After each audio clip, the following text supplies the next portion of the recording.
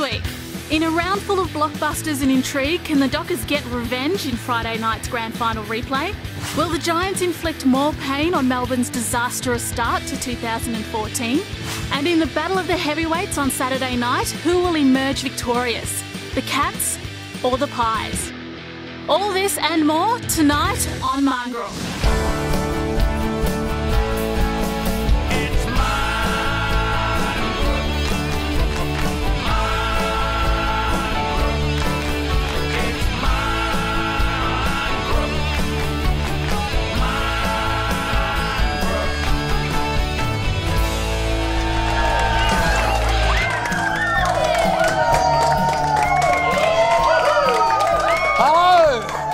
Welcome to the Marngrook Footy Show live from Deakin Uni TV broadcast studio. A huge show coming away tonight, folks. Collingwood's Lockie Keefe joins us. Nat and Flash catch up with Gary Ayres and Mariki Hood performs live. Lots happening, folks. But first up, let's give it up for you love him, I love him, everybody loves him. Gilbert McAdam. Welcome, Gilly. Great to be here, brother, and Saints are 2-zip. Oh, I thought you would be very happy about that. Yes. Very happy. No, I'm very happy, and so much for the expert people, comments.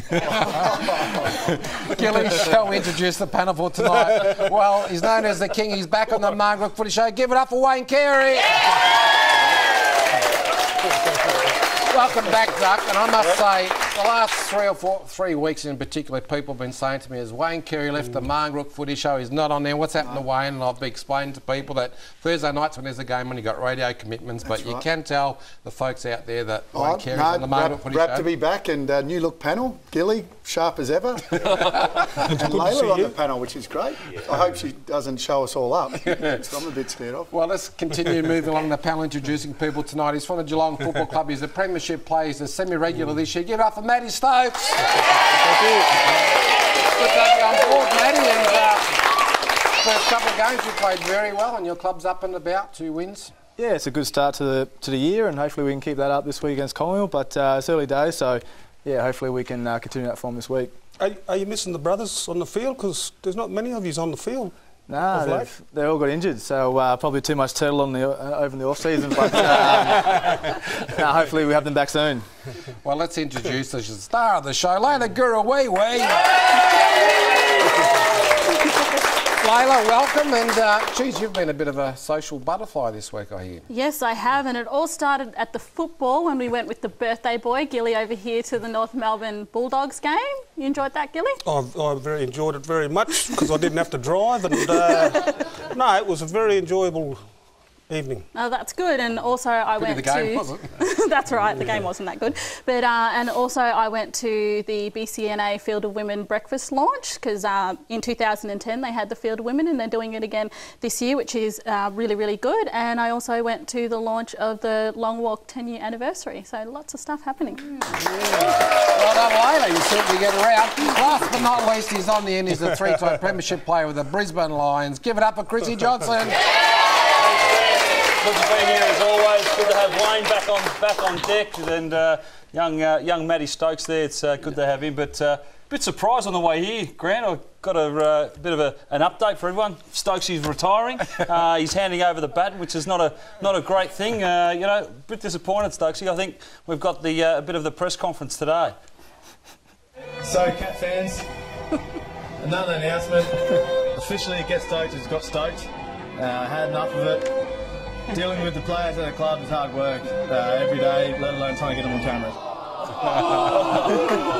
So, Stokes, you handed over the reins. You had a segment going there for a while, Get Stoked, and you've handed the reins over now. What's going on, mate? Were you pushed? I was pushed a little bit. They couldn't afford me anymore, so I've gone to the big dogs and you guys now. So after Grant's job, so look out, Grant.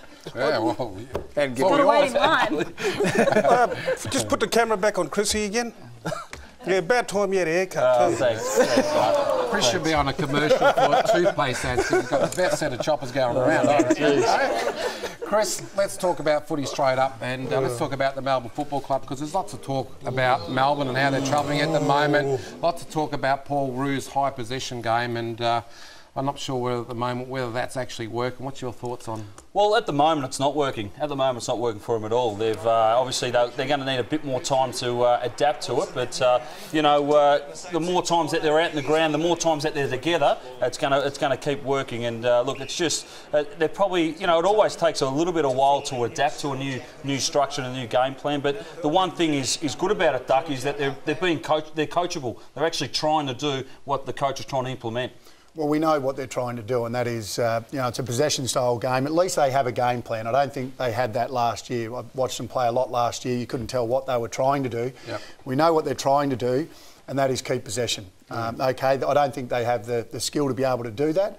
But when you've got Hogan, Clark and Dawes all out of their side at the moment, they've just got they've got no confidence to kick the ball forward. So keep possession. They had more possessions, as you said, and also with time in possession, had a lot more than the Eagles. So they've got a bit of work to do, but at least we know what they're trying to do. I think you've said too a number of times, last year they didn't have a game plan, but now they've got something. Stokesy, how important is that? They actually have a game plan and try to execute it, having all the players going in the same direction rather than going all and doing different things. Yeah, as a player, you've got to trust the coach knows what they want to do and what they want to achieve, and they've obviously they're trying to do it. They're not getting the results they probably want, but I think the main thing is the effort, and hopefully the effort's there for the coach to actually hang the hat on that. So I think in fairness to Coach Roos, he hasn't got the cattle, has he, really? So in fairness to them and fairness to Melbourne, I reckon we should just take it easy on him. Yeah, but in saying that, Ken Hinkley had the exact same situation when he went to Port Adelaide,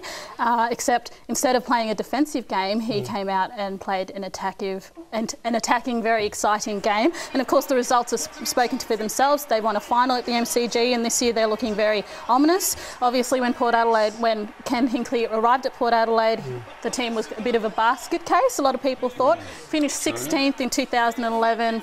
14th in 2012 under Matty Primus, who got sacked halfway through the season. People compared them to Fitzroy and didn't really class any of their players, but now they're playing a very exciting game. Already you're making far too much sense. No, look, Layla, you bring up some very good points, but look, there's a few things I'll just question. Firstly, when he went there, he obviously had some experienced players in the side. He had Cornsey, Ebert, Hartlett, Boat, Schultz. They had young kids in Wingard, Wines and Need, but also they got a bloke not by the name of Darren Burgess, who's probably the best fitness coach, not in Australia, but probably one of the best in the world. But also they got a president, David Koch, a general manager, ex-player in Keith Thomas. So I think we can't compare Port Power to Melbourne. Yeah, well, they've got a lot of things. They've got a lot of things happening at Port Adelaide, and they need to put all those foundations in Melbourne as well. I'm with Layla there. I think Port Adelaide were a basket case until Ken Hinkley came along, and he's played an attacking game of football, and that's what we're talking about as a difference. This possession play, Gilbert. Last week, Melbourne had 391 possessions and only kicked 4 goals and got belted by 93 points. So the question to me, regardless of whether they got key forwards, is how long do you keep that game style up? Do you have to say, all right, we'll try it for a while. If that's not working, we'll try another game. Or it's how the coach can get the message across, the way he communicates with the players, because some coaches are better at doing it than the others. So I heard something on the radio the other day, and I had to bring it up because this is what Justin Westhoff said about his coach, Kenny Hinkley. Have a listen. His passion for the game and his willingness to win is probably second to none. I haven't really seen that with any other coach that I've had. Speaking to him, he just wants me to get a little bit of respect in the competition, and I think he's playing me in positions which suit me a lot better and the way I play the game. You just want to play for him, and you just want to win for him, and that's a trait that he has that I think not many other people have. And I'll repeat what he said: you just want to play for him. He's got that Tom Hafey quality about him. I don't think you can argue with what Port Adelaide's done. It's been remarkable, and Ken Hinkley has to take a bow. But in terms of Melbourne, if they'd played differently to how they did last week, and look, it was terrible to watch. I did the game, but if they'd just bombed the ball long, they would have got beaten by 150 points. Yeah. They really would have. Yeah. So I know it looks bad, and there'll be plenty of sides that West Coast give a flogging to this year. Don't worry about that. But that's the way they had to play. So really you're insinuating that the players at Melbourne don't want to play for Roosie? Is that what you're saying? No, I'm not saying that. Well, I've said... Well, that's what you're saying. No, I didn't. They want to play for Hinkley and they don't want to play for Roos. Well, I don't think Melbourne have got to play in a boat, have they? They haven't got to play in the category of Hartlett and Ebert and Schultz and Cornsey. But you were talking about playing for their coach. I know, but it helps when you've got a bit of experience. Yep. It also helps when you've got excitement and youth. With the So you're Wingard saying and they do Wines. want to play for Roos, but they just haven't got the experience. Well, they just haven't got the skill level, and they're not up to it. Simple Gilly, as that. last weekend we went to the game and Brendan McCartney had the Bulldogs doing sort of the same thing as what Melbourne did, with basically no results last week, and it was disgraceful. Look at this part here. Just watch this. They went back, they went backwards, they went sideways. You would have thought the goals were on the wings at one stage here. Now this goes on for about 2 minutes. We could have kept rolling the film for the rest of the quarter because that's all the Bulldogs did. Look at this. Look, I don't go to many Bulldogs games, and I'll watch it, and I'll tell you what. I reckon you would have been disappointed because I was disappointed watching their skill level. But the most important thing about that game for the Bullies was they kept Kangaroos to 12 goals or something. So if they can maintain that and kick 8 goals themselves, they're slowly ledgering it and it's slowly coming to a balance. So it takes time, brother. It's only round 2. We can't be critical of Melbourne. We can't be critical of the Bulldogs. We just got to wait and see. North Melbourne and the Bulldogs are basically on par with each other? No, they're definitely not on a par. They're probably about 3 years apart. Okay. Or 3 years behind. All right. Well, we'll move it along. We'll just leave it there for the time being. But Layla, what's news this week in the AFL soon? Well, Grant, on the eve of the grand final replay on Friday night, Ross Lyons says he's hoping to see a thrilling game between the two teams, and contrary to some public opinion, believes the standard of footy this year is as exciting as it's ever been. Yeah, every week's a challenge, to be frank. Look at all the results. There's been some great footy played, and everyone was banging on over the summer about what's happening to footy and talking it down. But at the end of the day, I've sat riveted on the couch. I've seen some great games of footy. Essendon, Hawthorn. Geelong, Adelaide. Some real up-tempo games, some real close games. Sydney, Collingwood, and so footy's up and about. On Saturday afternoon, both Adelaide and Sydney will be desperate to get a win on the board. Crows midfielder Richard Douglas is confident his side has the ability and the game plan, but they need to get off to a flying start. We've started both games poorly and we just feel we need to obviously start well, and what that looks like for us we've got to be clear with. It's just hard, relentless, ruthless football. I mean, we pride ourselves on winning contests, on tackling hard, surging well forward and playing the game in our half. That's basically what we want to do, and if we can do that, we'll win more games than we lose. Brisbane coach Justin Leppitsch will experience his first Q clash this week, and while he was tight-lipped about who would play on Gary Ablett, Leppitsch was also mindful that the Suns had a number of other quality midfielders to deal with. The thing about Gary too is that he's not the only midfielder they got. I don't know if you've seen, they've actually got some pretty decent kids that run around in there, and he doesn't even lead their score involvement. So, I mean, he's a great player, but there are some other players we have to watch out for, so you can fall into a bit of a trap just looking at Gary. And guys, now on to this week's snaps. This first snap was taken at the Harmony Cup. Lowell Hunter and a few of his mates with AFL legend Ron Barassi, and it was a great day for everyone involved. Next, Christine Evans and her husband Shane are both avid Collingwood supporters, but their son Jacob has decided that Richmond is the team for him. Shane still believes Jacob is a Pies supporter at heart though. And Tamara Kennedy sent in this photo of her brother and herself, Demons player James J. Kennedy Harris, after his very first AFL game this year in the pre-season. Hopefully we'll see many great things from Jay this year, and obviously Tamara's in the audience tonight as well. He's a very good he is. I like him. And if you have a footy photo you'd like to share with us here on the show, just go to our website and follow the prompts. And while you're there, you can also check out my tips for round 3. And that's it for this week. Yeah, thank you, Layla. Well done. Well, Gilly, let's go to our first game of the night, shall we? It's a big one. Hawthorn taking on Fremantle, the grand final replay. Friday night at the MCG. Yeah, well, good to see Mitchell back in the side. They missed him, Spanger. But out of the side for Mitchell, well, they got Lukey Hodge out with a groin, and old groin's been meted for the Fremantle Dockers. Ibbotson, Silvani and Neil in. Out Dawson, Fife. He shouldn't have got suspended for that. That was just ridiculous. And Barlow's out with a knee. That's going to cost him the Brownlow medal. He's a terrific player. Yeah, certainly. I couldn't understand. I couldn't understand it. But anyway, Stokesy, last Friday night, Cyril Rioli was fantastic. Thursday night, I think. Was it Friday?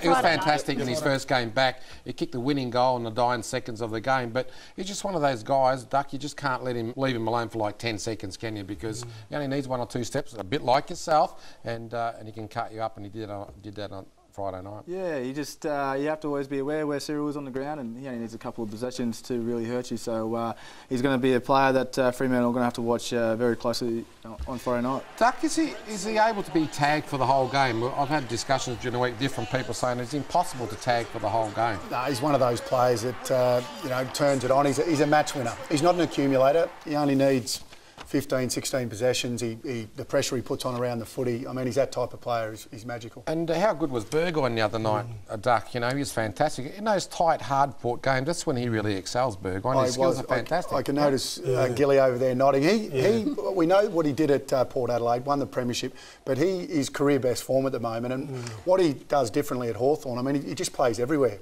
Alistair Clarkson knows they need to fill a hole down back. He does that. He goes on ball and he goes forward. He's a brilliant player. And I'm going to ask you, the three Indigenous players, it came out of the centre through Hill, then it went out to Burgoyne to Hill, and then straight to Rioli. Wait till he gets his other brothers back. How good are they going to be? Yeah, they're going to be good, Geelong. And look, I think Geelong have, they really battled up against Brisbane early stages, but once they got going, they were a good team up there. And look, they're just going to go on and get better and better, Geelong. But I want to go back to Burgoyne. I don't reckon he gets enough credit. Because they talk about how good Hodge is, and they talk about how good Mitchell is, and Sewell and these guys. They go out of the side, and who picks up the game? Yeah. Sean Burgoyne, and he's got to get a lot more credit. They talk as the superstar Hodge and these guys, but I think Shawnee's got to get a lot of credit. Hodge is out this week. Yep. Sewell, Mitchell. There's still a question mark with him, Duck. Whenever they're in trouble, if they need to win a ball out of the middle, they throw Burgoyne in there. He dominated in that last quarter, like around the ground centre clearances. Centre clearances and around the ground clearances. I think everyone stood up after last week. And I reckon with their combination, you look at Geelong's, you look at Fremantle Dockers. I reckon that what separates the top five to the rest of the competition is that you just haven't got 3 or 4 midfielders, you've got 5.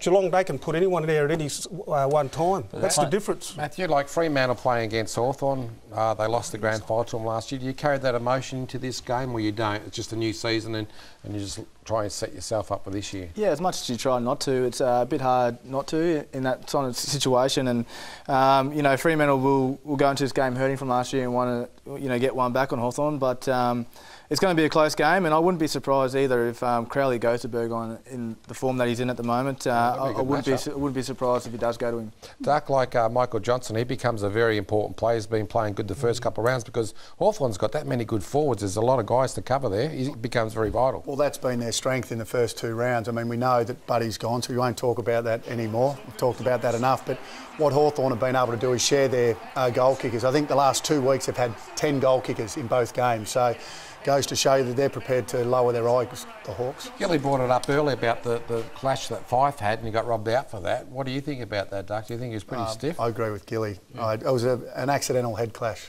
The Fremantle Dockers forwards, Walters, Subin, Ballantyne, that's their weapon. Just get it in the forward 50 quick. Yeah, and the good thing with those, Gillies, and it's always good to have small forwards, and we've seen them all around the competition, but those guys, their ability to keep the ball inside their forward half, not just to give themselves an opportunity, but to give their other forwards an opportunity as well.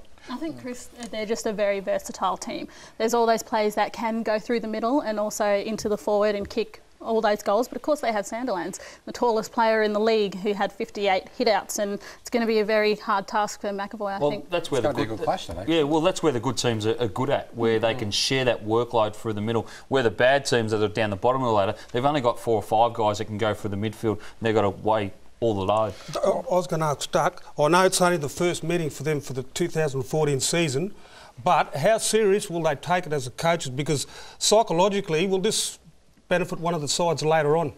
No. I think the reason why Geelong are such a good side now is because they've won games early in the season, and then they're able to rest senior players and blood young players. So early wins. I know people say it's only round 3 and round 2, but early wins on the board. You're able to rest players later in the year, and blood young players. Duck, let's get a selection on this game. Does it make any difference that it's at the MCG? Does it sort of tip the scales in Hawthorn's favour? Would you think? Not for mine. I just think that right now Fremantle with the injury. I know they've both got injuries and suspensions, but I think Freo will get over the Hawks. Freo for the Duck.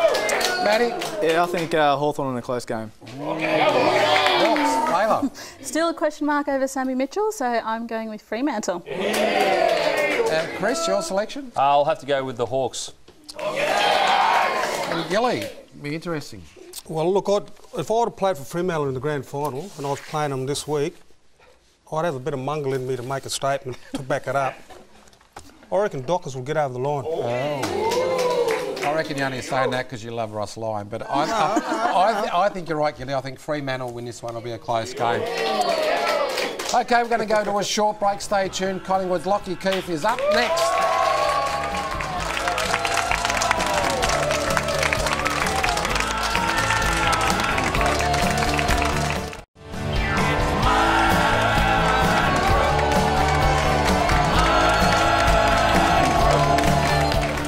Back to Marngrook. It's a pleasure now to introduce tonight's special guest. Please welcome Lockie Keefe from Collingwood. Lock, thanks for coming in tonight, mate. It's great to have you on. And I just want to ask you about your childhood, because I understand you grew up in Brisbane as a young fella. So I'm wondering whether football was actually your first sport as a youngster growing up in Queensland. And how did you get recruited to the Pies? And I understand that after the first couple of months that you played footy, you got recruited. Is that right or not? Yeah, something like that. Went to boarding school in Brizzy. It heavily favours the rugby codes, so I never played. But actually, I played soccer. So one thing led to another. Played a bit of school footy. That was merely to get out of last class on a Monday afternoon. So, and then, like you said, sort of one thing led to another, and it happened pretty quickly. And I was somehow the Pies found me. And what posse did you play when you were young? At that stage, it was kind of the best blokes, up there. There's just a lot of sort of rugby league blokes running around trying to get a kick. So the talent's not great. So I was sort of on the wing in the middle. Basically run wherever you wanted to. Yeah, do what you want. As such, no such thing as structures. Yeah, so that was about it, mate. Lockie, look, thanks for coming on the show. When you were young, did you actually follow an AFL club? Did you know anything about Collingwood? Because you obviously know about Collingwood now. Yeah. They're the famous club in Australia. Yeah, I'm well aware nowadays. Spent the last sort of 5 or 6 years there, and well aware where Collingwood are at. But I watched a little bit of footy. Chris and the Lions, their dominance over that 3 years. So I watched. Who was your favourite player at the Lions? I like the way Justin Lepich went about it. Actually, he was a good player. Chris, not bad yourself, mate. No worries, mate. Thanks a lot. Obviously a good Ashgrove boy, coming from down that way. What's your contract status at the moment? Yeah, contracted until the end of 2015, so signed an extension. Okay, so we'll get you 2016 up to the Lions. On a serious note, obviously there's been a few changes at the football club. Daisy Thomas, Darren Jolly, Heath Shaw, Alan Didak have gone as well. Is there a different feel? Yeah, obviously the names you named just then, a lot of experience. So the guys coming up have had to fill the void. Obviously it's a different place now, but we feel like we're on the right track. And like you said, those guys that are left, a big leadership breach. So we're hopefully, the young guys are coming through and filling those boots. Lockie, how many games have you played at the club? I played 22. Yeah. And you've already been elevated into the leadership group. Does that mean perhaps next year you might be captain? It was a quick rise. That's amazing. Yeah, I'll have a chat to Dip and see if he hand over the reins after 1 year. But I don't think he'll be letting it go anytime soon. But privileged to be voted in by your peers. And was you surprised? Yeah, I was surprised. But like you said, it's sort of a good acknowledgement of the way you're going about it, and hopefully I can stay in there for a few more years yet. Well done. You're 6'9" and you play at centre half back. I mean, has there ever been a 6'9" centre half back?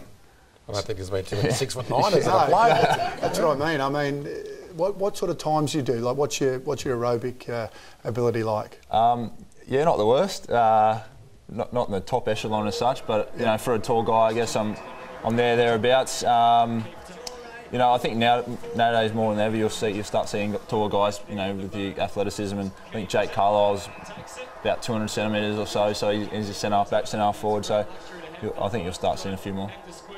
So being 6'9", I'm a chance to be playing on you this week. Obviously, I reckon you'll lick your lips if I come. A few touches just actually this week. That'd be a great matchup. Yeah, well, Most possessions for me this week. Can't bet on footy though, but so.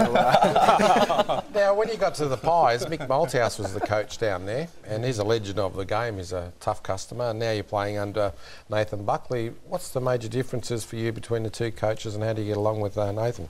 Yeah, have the utmost respect for Mick. You know, he gave him a first opportunity to play AFL, and he's proven over time that he's a very, very good coach. And then Bucks has come in. I've got a great relationship with Bucks, get along real well, and you know, it's hard to sort of pinpoint, you know, what he does. You know, well, there's obviously differences, but you know, why is the next bloke better than the next? But you know, I think Bucks is on the right path, and you know, he's changed a few things since, you know, obviously the Mick era, but you know, he's got the boys well and truly on board, and hopefully, well, we feel like we're heading in the right direction. Lockie, when you first went there, sometimes a big brother takes you under your wing. You play centre half back. I reckon Maxwell has had a bit of an influence and helped you out, but also Hudson being a ruckman, because I'm sure you're going to turn into a ruckman one day, surely, at 202 centimetres.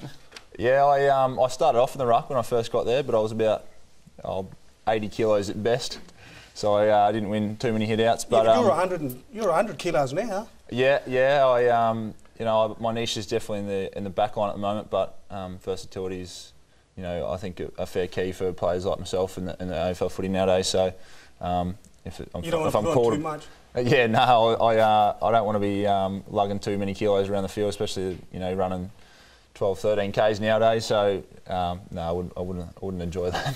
Lockie, you've been part of the system for a while now. What's sort of the toughest opponent that you've sort of come up against? You know, whether it's been NAB Cup or even someone from your own club is hard to man up on. Yeah, Trav, obviously at training, he gives you a sort of fair run around most of the times. You know, there's obviously some real great forwards out there. It's hard to pinpoint one. Your Tippett's, Franklins, Hawkins, those kind of guys. So. Yeah, it's hard to pinpoint one, but they're all great players in their own right. Will you get Tommy this week? I'm sure we'll cross paths at some stage. I'm sure you will. You're in the fantasy forward line.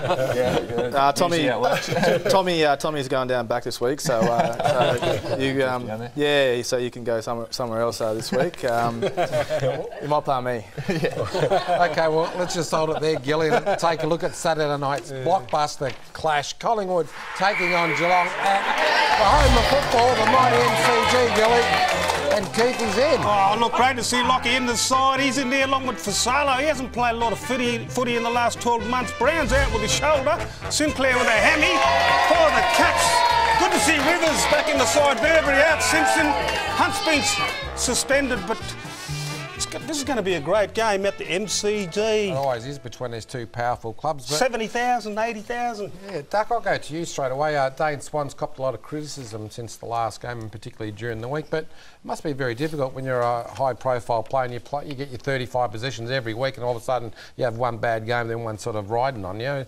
What's your feelings on Dane Swan? I don't know who you've been listening to, Grant, but I don't think he's copped a lot of criticism. I think he's had one quiet game in terms of possessions, but I think the pleasing thing for Collingwood is Dane Swan, when he has 30, 40 possessions, you generally know Collingwood will probably win the game. It's good to see the Pies, with him having a bad one and the Pies having a really good win against a quality opposition. And one thing we all know about Dane Swan is he is, and Nathan Buckley said it during the week, very proud man about his performance. I think he'll bounce back. Though, Duck, he did cop a lot of criticism during the week, and he was interviewed on after one bad game. Yeah, on the TV, he was criticised about whether he should be playing in the forward line. It was on the news services during the week. Oh well, shame on them. Yeah, it is. Yes, there's lots of good forwards.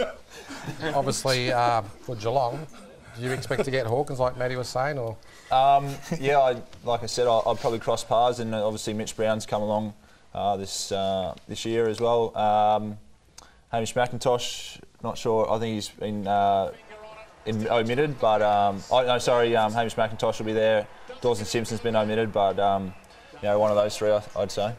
Now, the other great player for Geelong is your captain, Joel Selwood. There was talk at the start of the year whether he was going to play in the first game when he got best on the ground, but he's always one of those guys that's going to get tagged. I'll go back to you, Lockie, actually. Do you think McCaffer is the type of guy that's going to pick up Selwood? Is he your main tagger there? Well, yeah, Caff's shown in the past he can play in some quality opponents. Whether he goes to your Selwoods or your Johnsons, those types, probably shouldn't give that one away, but Yeah, I'd say he'll get some sort of role. There's plenty of quality players running through the Geelong team. Done a pretty good role on the weekend on Jack. He shut him down very well. Yeah, All-Australian player. You know, under an injury cloud, but you know, for Kath to lock him away to, I think it was possessions were in the teens, so it's a pretty good effort for him to keep Kieran Jack to that many touches. Jesse White, ex-Sydney player, has he fit in with the club? First game this week. How's it going to go? Yeah, no, he played last week against his old team, first game. So that was, I think he just enjoyed getting out there in the black and white for the first time. Jesse's fit in real well, and he's, you know, I think he's up for a big year, and he'll add to our team. Stokes, is it a bit of a concern for Geelong just to be able to flick the switch on every now and then? Up at Brisbane on the weekend, you obviously struggled in the first quarter and the second quarter a little bit, and then you flicked the switch on and you just went bang, bang, bang, kicked about 3 or 4 goals in a row. Is that flirting with your form, or is that just the way you guys adjust to the game conditions? Yeah, it is a little bit flirting with your form, and when we play against a good size like Collingwood are, we're probably not going to be able to do that without being hurt the other way. So, you know, it's been something that we've worked on, that we need to concentrate for the full quarters to come away with wins against the big sides. And like Duck said, you need to get those early wins early on in the year, and this is no different. It's going to be a massive game, and to start 3-0, it's really important for us to go forward. So hopefully we can come away with a win. Bit of a slap in the face to your old club there, Johnny. Huh? What are you saying? They couldn't get on a roll and kick a few goals? No, they couldn't go with them. No, they couldn't. It wasn't good enough, Duck. They had many opportunities. They had many opportunities. It was their bad play, not Brisbane's good play. Correct. Now, Chris, the Pies obviously need to... Duck's back and he's fired up and all of us so far. Doesn't watch the news, doesn't read the newspapers, giving it to us tonight. But Chris, let's talk about the Pies, their forward line.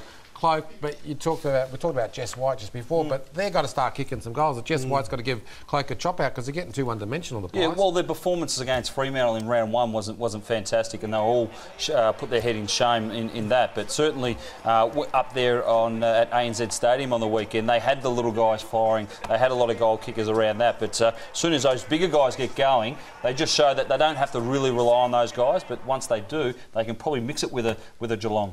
First show again. What's that mean again? It means time. Let's get a selection on this game. It's a big one, Duck. They don't do that at Channel 7, do they? They don't do that one. I'm going with the Cats. Go Cats!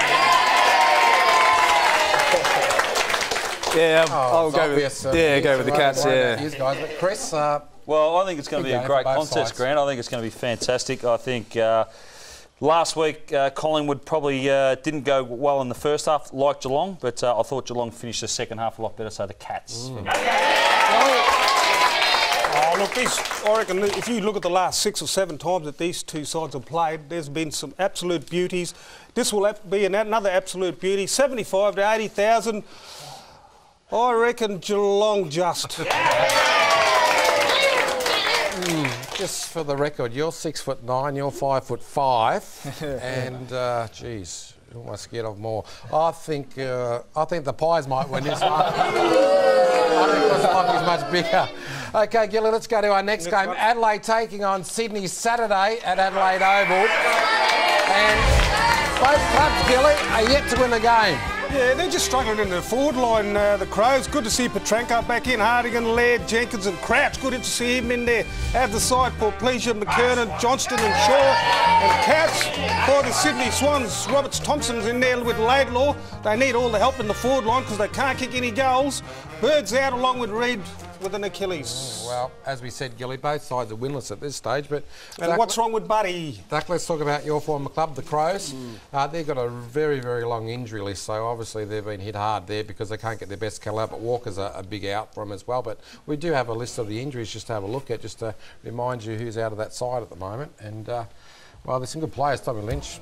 Yeah, well, Crouch, Otten, Lynch, Walker, obviously, and Van Berlo. I mean, they're all players that are in their first pick side, so you know they're key. But a lot of clubs have got injuries. You have to be able to cover those.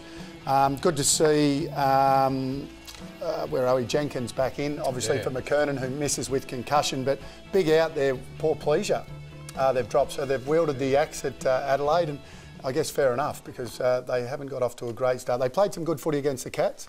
a week ago, but really got overrun on the weekend. Like, there's been lots of talk about the Sydney Swans and their forward line and Buddy and all that, but the midfield don't seem to be getting that supply that they normally get.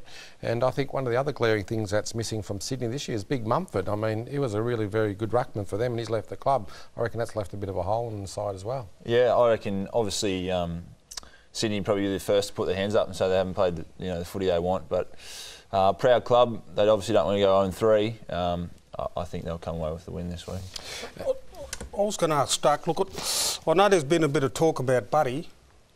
Just the body language last week, just to me, it didn't look real good.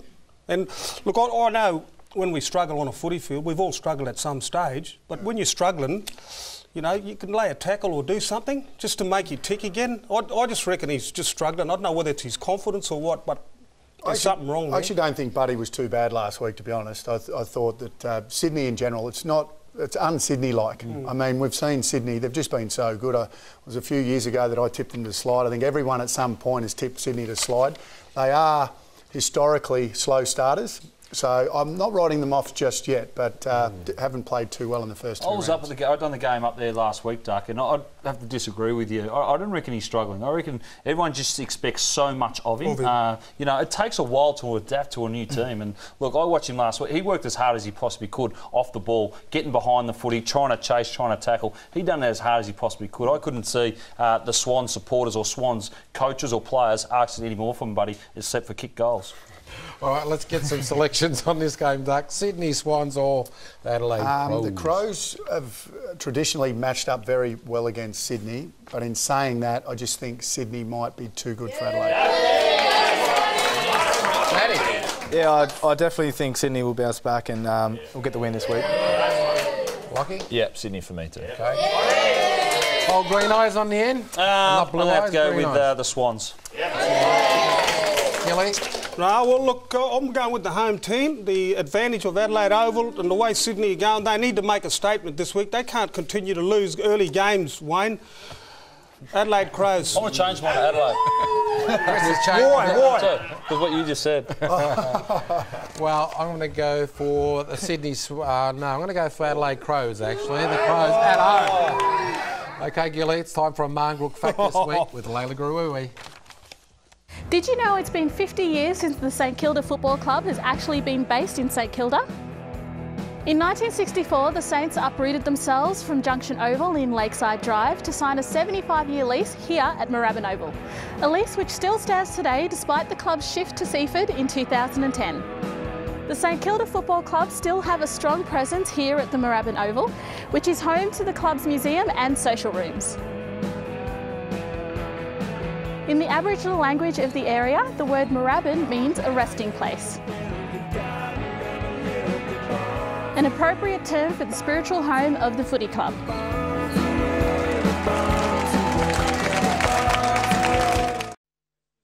Every great team is a deadly Aborigine. Buddy Franklin and Cyril Rioli, Lewis Jeddah, and the good... Brother, you know what?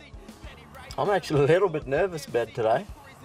Why's that, brother? Well, it's a whole VFL coach, I'm down in Richmond's VFL Tigers. Brother, you're being paranoid, brother. You need to just relax. No, brother, I'm telling you, you know what it was like in the 80s with those Hawks guys. I wouldn't be surprised he's got someone lining me up.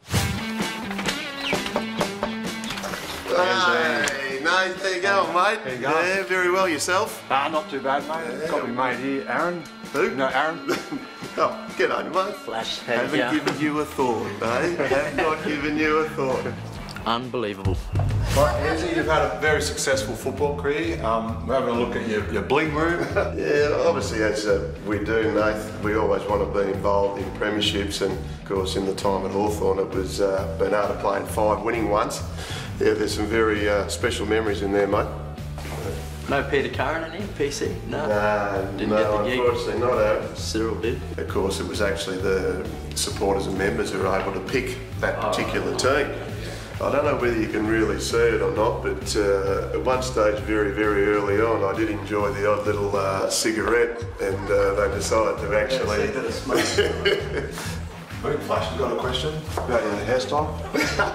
Bit of a trendy old mullet there going. Yeah. I'm more impressed with the shorts. There wasn't socks put in there at any stage. How was that just You're now currently coaching at VFL level with Port Melbourne. How's that going? Yeah, pretty good, Nath. We've recruited, we think, pretty well. Obviously, we would have liked to have got Aaron Davey, but he never returned my phone call. So we want to get back into that top 4 and be thereabouts in very, very late September. Now, Gary, you've spoken how successful Port Melbourne are. Obviously, very successful too, producing great players, unlike myself, the Flash. Let's cut to the chase. No more messing around. Round 16, Richmond versus the Borough. What have you got? What's your plan of attack for the mighty Tigers? I'm going to put a tagger on you, and they will wear you like a cheap suit. That's how close they Wear will me be. as close as those football shorts, Gary. Thanks, Azzy, for giving us your time, and hopefully we'll see you again. I really appreciate your time, mate. Good to see you, pal. Thank you. Azzy, no hard feelings. It's been a pleasure being at your house. Great, man. Thanks, Aaron. Look, mate, we did have a few gags, obviously, but in all sincerity, I'm really glad you're going to be playing for Richmond in the VFL. We need players like you, mate, so all the best. He's actually a really deadly bloke, eh? I told you he's a good bloke, mate. Stop being paranoid, brother. You was right, brother. See you, guys. Yeah, mate. They've just left. The hit's on. Like what you did on Neville Bruns. Outstanding. Cheers.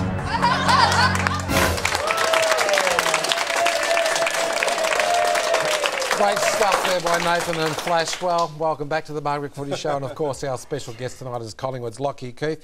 Now, Lockie, let's talk a little bit about you personally, just, you know, for the viewers out there in TV land. What kind of music do you like? Nothing in particular. There's a bit of that goes through the gym at times. Yes. And I'll have a bit of a boogie. You don't have a favourite band? No, not as such. Favourite TV show? Marngrook. Yeah, okay, sorry. That's a good answer. You get paid tonight, that's a good answer. And what about your favourite food? Geez, you can't go past pizza, I'd say. Can't have it too often. Okay, all right. Well, get excited, Gilly. We're going to the next game now. Right. West Coast taking on your mob, the Saints. West Coast didn't see College in there, the side Hearn out with the knee, they'll miss him. They're in top 4 form, West Coast Eagles. Yep. They're going to be a good side this year. Good to see Webster in there, out the side, Robin's been omitted.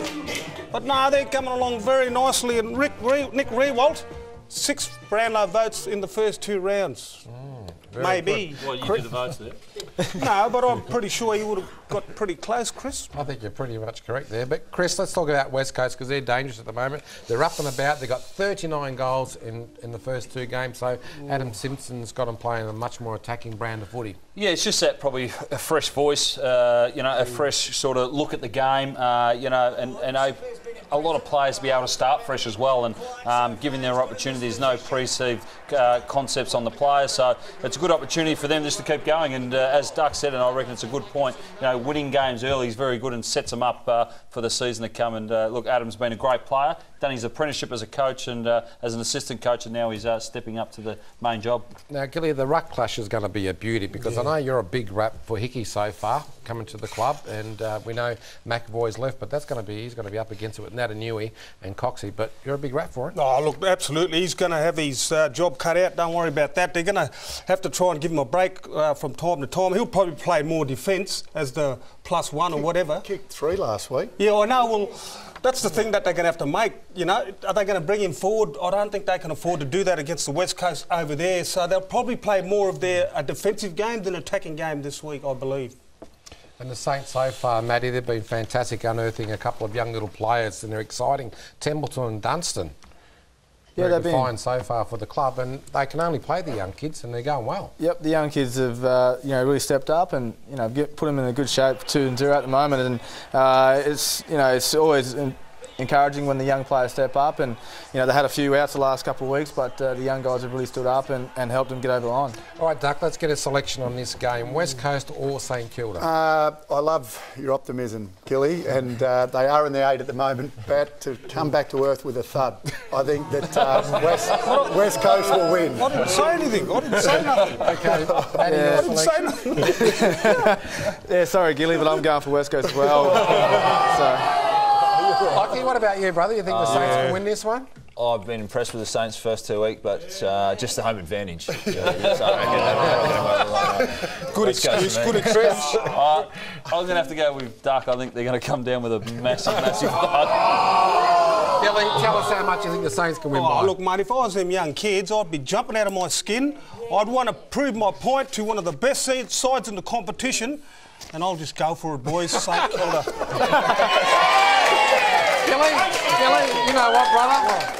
I think St Kilda. Well, that's what to lose by 10 goals. What do you think? They're going to just lie down? No. I don't think so, boys. That's a big ass. All right, let's go to our next game. Sorry for upsetting you, Gilly. GWS taking on Melbourne Sunday at the Sydney Showgrounds, brother. Yeah, good to see Lamb, Oscar and Elliott's in there, Tomlinson and Williams outside Whitfield. What a star this bloke's going to be for the Melbourne Demons. Good to see Blease. Viney, that's one bloke they need because he's got a bit of toughness in him. He'll frighten a few blokes. Kemp, Evans, Barry, good to see the Indigenous player in the side out. Mitchie, Toompas has been omitted. That doesn't sound right, but... You're scaring me, yelling in my ear and jumping around. You're excited. Get a bit excited sometime. Zach, let's talk about GWS because at the moment they've got some powerhouse forwards. They've got Cameron, who you rate very highly. Patton's there. Devon Smith was good last week. Jonathan Giles. So we know that Melbourne's undermanned at the moment, so they're going to create a bit of a headache, wouldn't they? Yeah, they are. Look, Cameron and Patton are young guns, and he was a little bit quiet last week, especially in the second half, and I understood he got a couple of knocks, so he'll want to be back to his best. They're an exciting combination, probably as exciting as any combination in the competition right now, and I think they'll find a little bit more of the footy this week than they did last week. Chris, we've spoke about Paul Roos early on in the show. In some people's mind, they're saying that they don't think it's good enough to say that we don't have a forward line, so we're going to play this high possession football and not kick many goals. Do you think, with the major players that they got out, that they need to develop some other forwards, some other avenues to goal? Well, yeah, without a doubt. You can't just rely on those guys when they're not there. You've got to develop guys that are coming through the system. And look, there's a couple of guys down there that could probably play up forward. Whether they've got to bring Frawley down at some stage there and just give him some sort of key focal point. I know he's their key defender, but they've got to have a good presence down there during their forward entries. And just tell us a little bit about Dom Barry, because he's playing his first game, and I know you know a bit about him. Yep, Dom Barry, he's come via Alice Springs boy. Went to St Pat's up in Ballarat there, so was down there as a boarder and then played with the Ballarat Rebels, and he'd gone to over to Ireland with us, with Stokesy and myself, to international rules. Dom Barry's he's a stringy sort of like almost a Darryl White, but a bit smaller version. Yep. Quick. He's got good agility. He's got great endurance. One of the better endurance players going around that were coming through the TAC Cup last year. I wanted to ask Duck, when I actually seen GWS live last week, and I couldn't believe the physiques of the players. It's only in their second year. They put a lot of muscle on. The way they're going, and you know, in that upset win against Sydney, give them another year or two, them blokes, they're looking pretty muscly. Put on a bit of size. I tell you what, I know we've spoken a lot about Melbourne already off the top of the show, but we'll find out more about Melbourne this week than we have, obviously, in the first 2 weeks, because we'll see where they match up against, obviously, a young GWS. If they're not competitive against GWS, you'd be pretty disappointed. Yeah, I think the last 3 times they've played, Melbourne have won 2 and GWS have beat Melbourne once. And I think it was last year, GWS led at 3/4 time and Melbourne kicked a record score in the last quarter to beat them. Have you been impressed with GWS, the gradual improvement this year? Yeah, most definitely. And I think the couple of senior players that came into the side, with Heath Shaw, Mumford and Joshy Hunt, I think it's been a really good inclusion with those young guys to give them a little bit of experience down there and a little bit of composure when the heat's on in the game, to have those guys to be able to rely on them. It's helped those younger guys come along a little bit better. Stokesy, what's it like at Clubland? You know, you're knowing that this side isn't the side that they're going to be in another 3 or 4 years. But what's it like down at Geelong? What do the players think, and what do the Geelong Football Club think in about 3 or 4 years? Are they going to be up around where you guys are now? Most definitely. I don't think it's going to take that long, to be honest. I think they're going to be up and about, next year, and they're going to give some teams this year a big fright. So it is scary seeing them and Gold Coast come through with their draft picks that they've had and the players they've got. They've got some really talented young players, and it's only going to take a couple more years with those guys, and they're going to be a pretty scary side for any side, not just us. Look, Duck, we know how disappointed Melbourne and Roos were last week. What do you think Roosy has to do, and how will he go about it this week to try and prepare him for the best way possible to get over last week? I think that the main thing, Gilly, is they'll try to execute what they did last week a little bit better. I mean, there was some skill errors. We saw Jack drop a really easy mark and miss targets and all that sort of. They'll just want to tidy that up. They'll want to go a little bit more direct against the young side. Put GWS under a little bit of pressure, and I think they'll take this game on a lot more than what they did against West Coast. I agree with you, Duck, and Lockie, that'd be a game that Melbourne would probably be thinking, geez, we can win this week.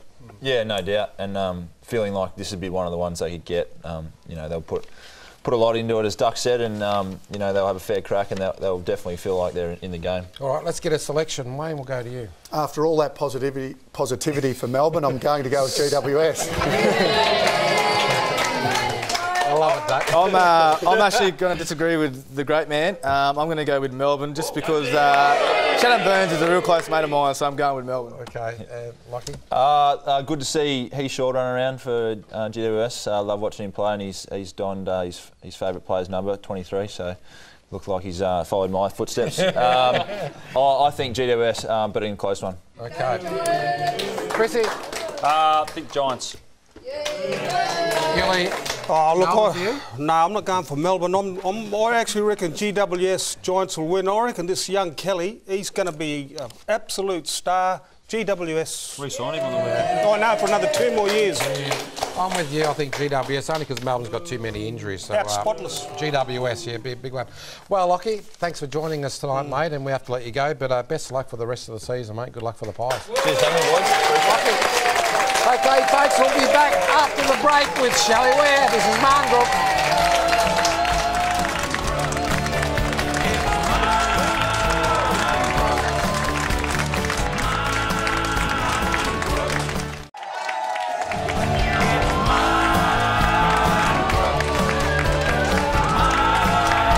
Welcome back to the Marngrook Footy Show. It's time to go around the grounds with Shelley Ware. Welcome, Shelley.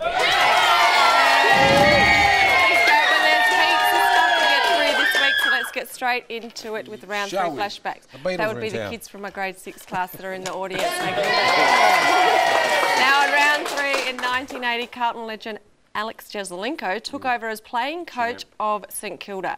In Jesaulenko's first game as a player coach, St Kilda drew with Richmond.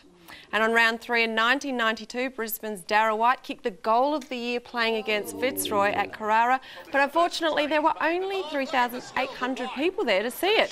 So lucky they caught it on camera there. Look at that class there. Champion Darragh White. Gilly? That was his first year, Shelley. That was his first year? Not bad for his first year. Not bad at all. And on this round in 2005, a young Luke McFarlane took Mark of the Year with this screamer. Now, Duck, have you ever got up that high? No. Nah, didn't happen. Didn't happen for me. Going back to the flight, Okay, there were some big launches in the world of football this week. Firstly, the Field of Women was launched on Tuesday, and Layla and I were both there at the breakfast. And you can buy tickets to this year's Field of Women online at the Breast Cancer Network. We'd love to see you there. We'll be there being the big pink lady in the middle of the MCG. Good on you, girls. Yeah, and the Long Walk's 10th anniversary was also launched this week.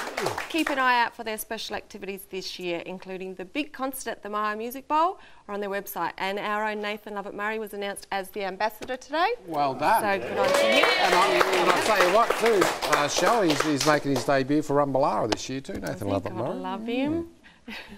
You can also go up to their website and you can get me to come to your primary school as a have a bit of a talk about the Long Walk. So, and here's something also that caught my eye. The GWS Giants have become the first AFL club to launch on the Chinese social media. So let's have a look at this. Ni hao, China. We are the Greater Western Sydney Giants. Follow us now. Hello to all our Chinese fans. We're very excited to launch our new Weibo page. Hello China, we are Dashi Ni Shichu Zhu Rendua. Zhu Rendui Jiao.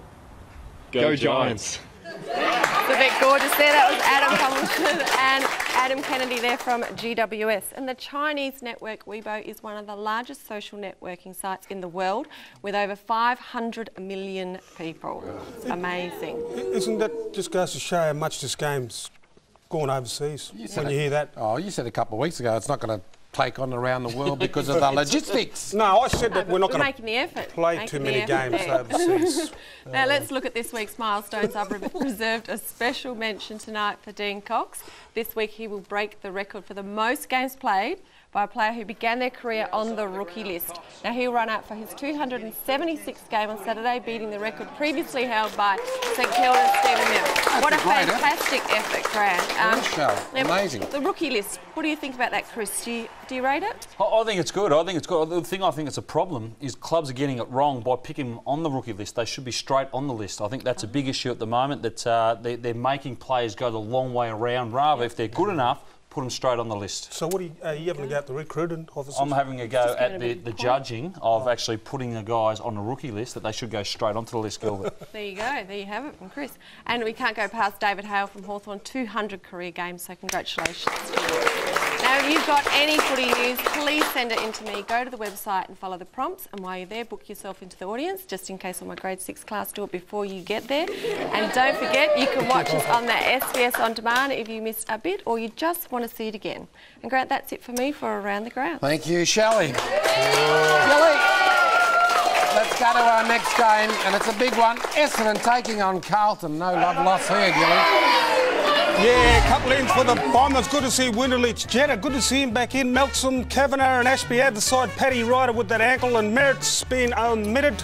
Gee, they were terrific last week, the Bombers. For the Carlton Blues, good to see Carozzo, Walker, Caswell. So there's some good names coming back, and they need a win. They certainly do, but Stokes, let's talk about your former teammate Paul Chapman. He's made a big impact already at the club in only 2 games. Yeah, he's definitely the crowd favourite like he was at the Cats. He's getting cheered for everything he does out there, but it's great to see him doing so well. And, you know, I never wanted to see him go, but, you know, clubs are business these days, and, you know, I'm very glad he got the opportunity, and he's going very well to start the season. Why did he go? Just to refresh out everyone's memory, why did he leave? I think the opportunity probably to play a little bit more footy was He got asked to leave.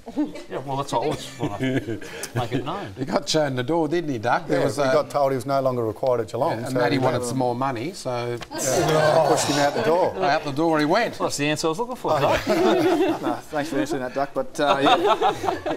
He's definitely become a favourite of Essendon. I've watched him twice now this year, and the crowd, every time he goes near the ball, the crowd just goes, yeah. And I suppose too, Stokes, there was some concern about his hamstrings because he broke down the last couple of years, and there was a bit of a question mark over whether he'd get through a whole season or not. But geez, yeah, you know, his hamstrings last year caused a little bit of problems, but we wanted to. The direction of the club, we wanted to play some younger guys, get them some experience in there, and we couldn't afford to wait to have another couple more years and then play, and we needed them to play now and get that experience so we can you know, keep in contact with the top four sides in the comp. And unfortunately, you know, Chappie was you know. I want to ask Duck this because I reckon the Bombers, they've made a statement these first couple of rounds. The way they're playing, after the weekend, I said to myself, this mob could be top 4 this year. What do you reckon? Played very well on the weekend. Weren't flash in the first half against the Hawks, but their third quarter was probably as good as we've seen from any side. So, no, they're going along very nicely, Gilly, and I think they'll show a good account of themselves again this week. Shell, you've been pretty quiet about the Blues so far this year, obviously because you haven't won, but I was watching the game last week. Now, would you agree that they had plenty of chances to win the game? They actually lost the game. Richmond didn't win it. No, we did. We had plenty of chances, but, you know, that's just... Some days you go to work and you have a bad day. That's just the way it goes. The girls are shutting very diplomatic, Shell. Very diplomatic. You go back next week and you give it all your best and see how you go. But we saw some good class there, you know. I think we've got some promise. You should take over Coach Mick Malthouse's after-match. Nah, I reckon they're missing Eddie still, Shell. I do think we're missing Eddie, but I think Murphy really stepped up this week, and he, even though obviously he's captain, I think he took over some of the leadership that Eddie had done. I was just going to mention that young Buckley, the son of the great Jimmy Buckley. Gee, it's good to see father-son doing really well, isn't it? Yeah, well, Buckley did really well. He came through there, and he's actually opened up a bit of a spot in the forward there for Walker. So that's got some promise there. We've got some movement in the club. Rising Star. Rising Star, yes, he was. He was Dylan named Buckley. first Carlton player for a little while. But you're right about Jared. Jared Waite was terrific last week, and bad kicking is bad footy. I mean, but he gave them a chance to win. At least, took marks, did everything else, just didn't quite finish it off. Matty, we know that Patrick Ryder's out of the Essendon team this week, so the responsibility, got no ruckman basically. So do we see Carlisle? I think Carlisle's 207 metres, or maybe even Danaher going into the ruck this week. Well, he did last week. Yeah, it's going to be a big task for them to come up with the rucks that they're going to come up against. So it's going to be a close game, and I reckon this is going to be one of the better games of the round. Duck, just going back to Danaher and Ryder, certainly they look better, Essendon, with Ryder off the ground and Danaher in the ruck. Would you agree? Oh, well, that's how it worked. No, it's how it worked out on the weekend. But look, Paddy Ryder's a very good player, I think. But they can't play the both in the same team, I don't think. Of course they can. No, they can't. You don't think? All right, let's get a selection, Duck. I tell you what, big ins for the Blues, but I think the Bombers will win. Yep, Bombers for me. Shell? Well, I'm going with the Blues, my boy. He is running out with Carlton this week. Can I just hear you once say It'll never the happen. opposition team? Never. Yeah. Well, Never, my never, friend never. Sandra, she's a mad Carlton supporter, Sandra Owner. She reckons the Blues, but I reckon Essendon. Chris? Blues. Oh, look at the MCG. You're going to get another 70-odd thousand. I just reckon. God, you're very good with numbers tonight. Well, maths 1 and 2 was my favourite subject at school. Anyway, Bombers. OK, Gilly. Let's go to the next game, shall we? North Melbourne taking on Port Adelaide. Sunday at the Docklands. And quickly the changes for the Kangas. Anthony Tippett, good to see him in there along with the Jacobs, and they'll make their changes obviously later in the week. For the Port Adelaide Maggies, Hitchcock's in, O'Shea and Young. And there's a shot of Ollie Wines. Look at that magnificent oval, Adelaide Oval. Looks a picture, doesn't it? Last week, Shell, Brent Harvey, the old man of the North Melbourne Football Club, played a scintillating game. And funnily enough, none of the Bulldogs wanted to go anywhere near him.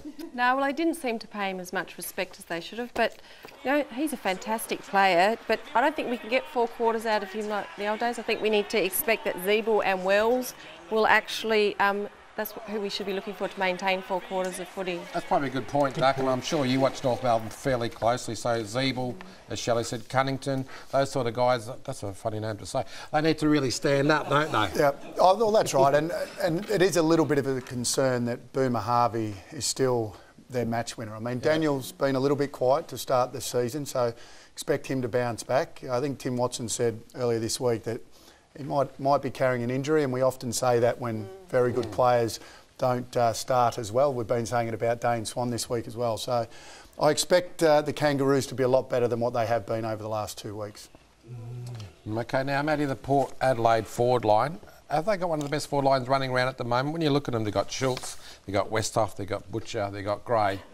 It's a pretty awesome forward line. Yeah, I think they've gone really well at the start of the year, and they've had some great delivery from some of the midfielders in the Port team with Hartlett and these kind of guys and Monfries, and they get some really good delivery into that forward line. So it'll be a nice forward line to lead.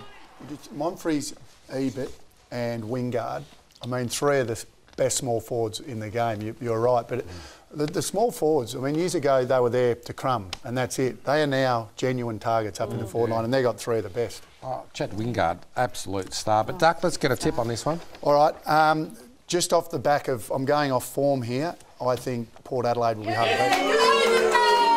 What I like about you, Duck? I'm going to go North Melbourne, and Wells did the big best on. Port have got a bad record against North at the Docklands, but I'm going to go with Port. I think they can do it. Good point there. I don't think they play very well there, but Port just. I think the power as well. I think they're going to be too strong. Kelly? The Kangaroos aren't the side of 2013 from the first 2 games that I've seen. Port Adelaide for mine.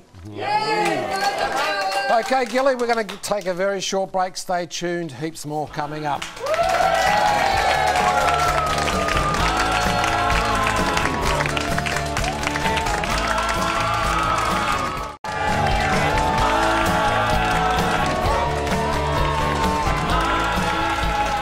Welcome back to Marngrook. Let's go straight to our next game, Gilly. It's the Doggies taking on the Tigers. Saturday at the Docklands, and straight to the Doggies, Gil. Yeah, well, look, surprisingly, they haven't made any changes, and look, in a way, that gives the players, I reckon it's good, he's backing the players, so let's just see if the players can back it up and repay the coach, because they have to do that. For the Tigers, Jackson, Stevenson, Gordon, in, out Foley, Julidio's out with ankle, they're going to miss him, and Hampson, the big ruckman's out with a knee. Wayne, I think at the moment the Bulldogs are really struggling up forward. They've got no real focal point. Jonesy hasn't been able to get near it, and when they do go forward, they seem to go very, very wide to the flanks. Is that what you see with the Bulldogs? Yeah, well, it's probably been the case from the Bulldogs for about a decade now, hasn't it? I mean, even they got Barry Hall, but they've always struggled up forward. They got Cramry there to do that job. He's probably had a quiet start to the year, but I tell you what, Dalehouse, he is an absolute star. We did a comparison with Gary Ablett Jr. and Dalehouse. Now, Gary Ablett Jr. played predominantly forward in his first 3 years, so they're on that, Dalehouse is ahead of Ablett. In terms of stats. A few less goals, but in terms of stats and everything else up forward and what he does, they are very similar. Not saying he's going to end up as good as Gaz, but I'm just saying he'll end up going into the midfield. He's a star. Duck, about a decade ago, Doug Hawkins described Chris Grant as a Rolls Royce, but I reckon I've seen a new Rolls Royce land at the Bulldogs, McRae. I think he's an absolute gun. Very, very good player. Stokes, let's talk about the Tigers now. Jack Riewoldt has gone quiet this year. What are you reading into that? He hasn't been able to hit a bit of form. They're not passing him the ball. He's been down on form a little bit. I think people are pretty quick to criticise Jack. I think as soon as Richmond don't fire, he's the easiest guy to have a go at, and I think it's pretty unfair, but I reckon he'll bounce back this week. I don't see a great matchup for the Bulldogs to have on him, so hopefully he gets a little bit better service this week and delivery, and I think he'll have a big one. He's pretty much a confidence player, Gilly, isn't he, Jack Riewoldt? Yeah, look, he is, but, you know, he's one of them blokes, if he does something good, he seems to back it up straight away, and that's what he's got to do, especially if he does it early. All right, well, let's get a selection on this game, Duck. Tigers or Dogs? Tigers for me. Yeah, Tigers for me. Well, it's good to see Daniel Jackson back. They're best and fairest, so I'm going for the Tigers. Chris? Tigers. Okay, Gilly. Yeah, well, we speak about the forward line. That's where the game's going to be won. Richmond's forwards will kick more goals than the Bulldogs. Hard to argue with that, Gilbert. I'm going to have to go for the Tigers too. Okay, well, it's time now for the Marngrook Player of the Week. And let's have a look at the votes, how they came out for the last round. And as you all spoke about early on, Sean Burgoyne, the Duck, and Chris talked about how well he played. But Chad Wingard, Gilbert, one of the most exciting players in the comp, I reckon, at the moment. Oh, look, and you talk about the second-year blues. Well, it hasn't even occurred to him this year because the way he started off, he's in terrific form, and good to see Eddie Betts get a vote. And our panellist over here, Mr. Matty Stokes. Well done, Matty. Okay, well, let's have a look at the leaderboard. Oh, no, well, let's look at Sean's possessions. Look at that. 30 of them. That's unbelievable. 50 contested possessions. That's what he's good. He's good in the heavy traffic, isn't he? And look at that. I like the inside 50s because more often than not, when he gets it in there, he finds a target and they get a goal. Okay, well, Gilly, let's just hold it there and let's go to the Q Clash in Queensland on the weekend. The Gold Coast taking on Brisbane. And let's have a look at the team. For the Gold Coast Suns, good to see Warnock in there with Russell out. Dixon with an adductor. Sumner has been omitted for the Coasters. For the Brisbane Lions, good to see Rockcliffe back in. He's a terrific young player, I like him. Well, he's not young anymore, but out the side, Buick. This will be the clash of the Q.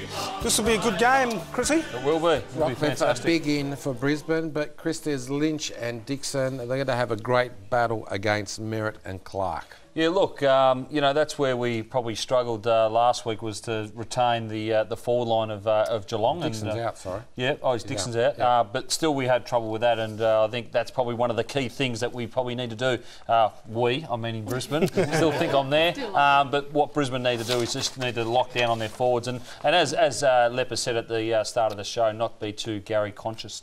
Shell, the Gold Coast played at Subiaco last weekend, so do you think travel will be a factor this week in those conditions? Well, to some extent it is, but we can't use that as an excuse for players because everybody has to travel, so we can't use... And like you said, Chris, their forwards, they're really going to have to step up with Dixon's out, but Lynch and Matera, so these boys are going to have to rise up and play a better game. Wayne, up forward for the Brisbane Lions last weekend, Sam Mays looked very promising. He kicked 4 goals, but they need to find a few other avenues to goals, don't they? Because Brown is getting old and he can't keep going on forever. But Mays stood up. Come on, and Brown's been pretty good in the first 2 games. Let's not forget. They do need someone to step up, and it's good that he kicked a few goals. I think this is going to be an intriguing game, and you only have to look at the Bulldogs coming back last week, ran out of legs against the Kangaroos. So it is a factor playing in Perth and coming back the week after. There's no doubt about that. Yeah, look, and that's a good point for your tip. So remember that.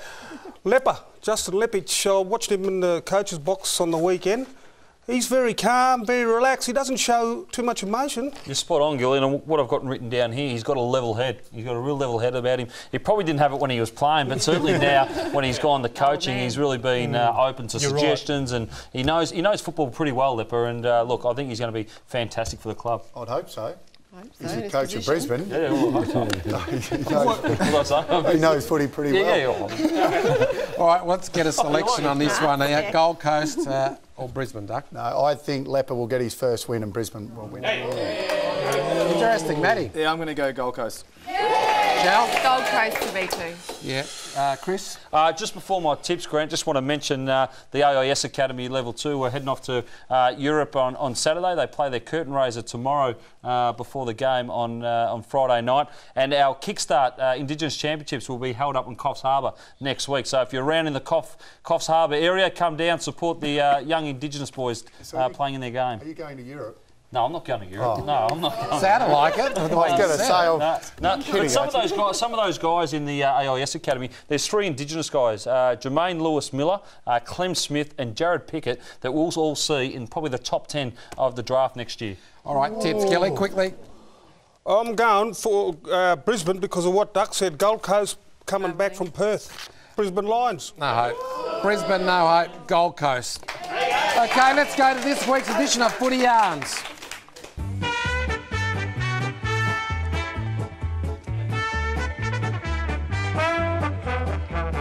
Well, last season, the Hawks bounced back after the heartbreak of a grand final loss to take the flag. That's right, Layla. And although it's early in the 2014 season, the fans have to be optimistic that they can do it all again. So, guys, do you think that Hawthorn will be able to go back-to-back this year? Yeah, definitely. Certainly. We've definitely had a good pre-season, apparently, so I reckon we're up for it. We've seen it all happen before. It's not easy going back-to-back. I don't see who's going to stop us, really. I'm just putting it out there. And I think they've got a job to do from when they missed out in 2008. We do hope so. No guarantees with anything with football, is there? How do you think the team's adjusting without Buddy? Without who? Buddy. Buddy who? I shed a tear, but I knew we could win without him. We'll definitely miss him, but we'll move on. Yeah. And we'll win. No problems with that. I think he's overrated anyway, so yeah, we don't need him. Buddy started getting really bad. Oh, geez, I don't know what games you were watching, mate, but he didn't look that bad to me.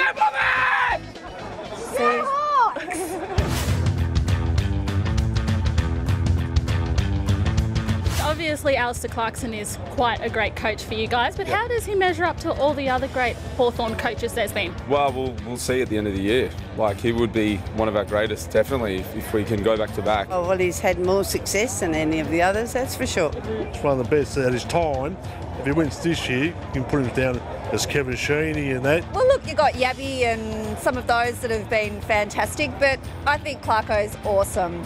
He's number one. Number one? Top of the ladder, mate. Exactly. Spot on. We love him. Go Clarky. It's three-quarter time. Okay, you're about to go back-to-back. He's got nothing. He doesn't know what to say to the boys, Clarko. So he turns to you and says, what have you got? What can you tell the boys? Oh, it's a standard don't think, do. It's pretty simple, isn't it? Man, I just... Get me on. Give me a chopper. I don't know. I wouldn't be very nice, put it that way. Pass it to Jack Gunston. I think I'd just tell them to visualise themselves holding up that cup after the siren's gone. Dig deep and do it for the jumper. Come on, guys. Move on. We got to win this game. Go Hawks.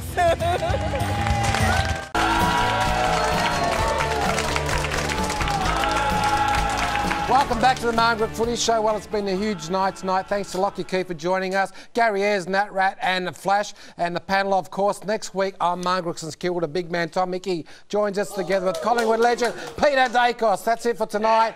To close us tonight, we've got Miss Hood, who's in the house. Put your hands together. A new album comes out. And Tash Night also. Good night. Enjoy your footy.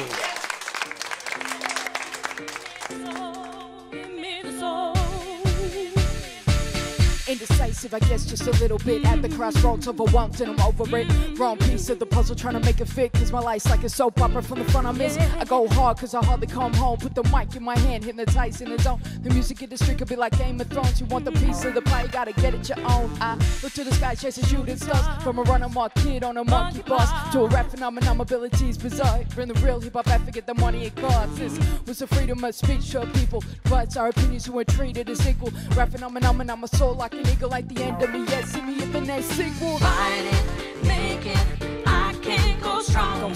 Take it further, make it go longer. I got this whole new world on my mind, and I can't decide. It's another one. Fight it, make it, I can go stronger. Take it further, make it go longer. I got this whole new world on my mind, and I can't decide. Now it feels like I'm coming across impossible odds. A young teen who got the cold and I show what it was. I felt dizzy, had me running around in circles. Bad flipping across, jumping them hurdles.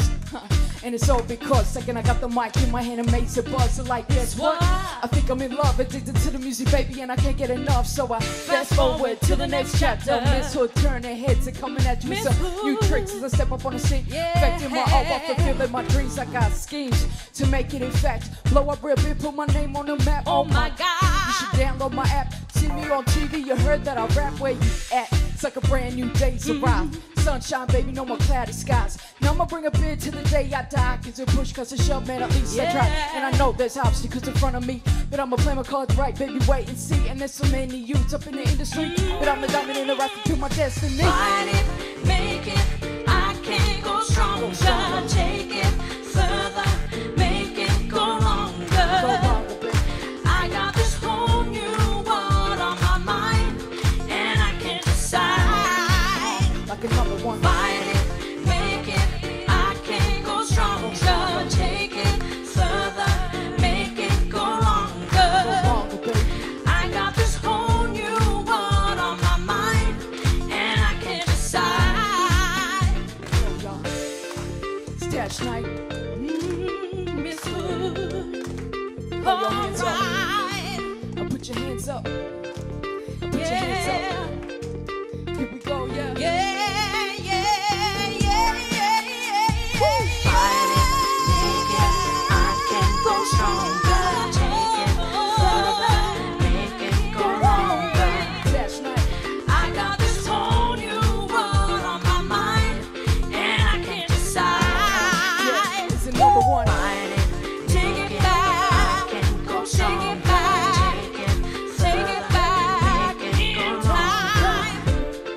I got this whole new world on my mind, and I can't decide. So party. We came to party. Cause we came to party. We came to party. We came to party. We came to party.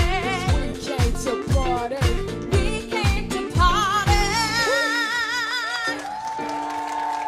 Give me the soul. Tash Night, so young.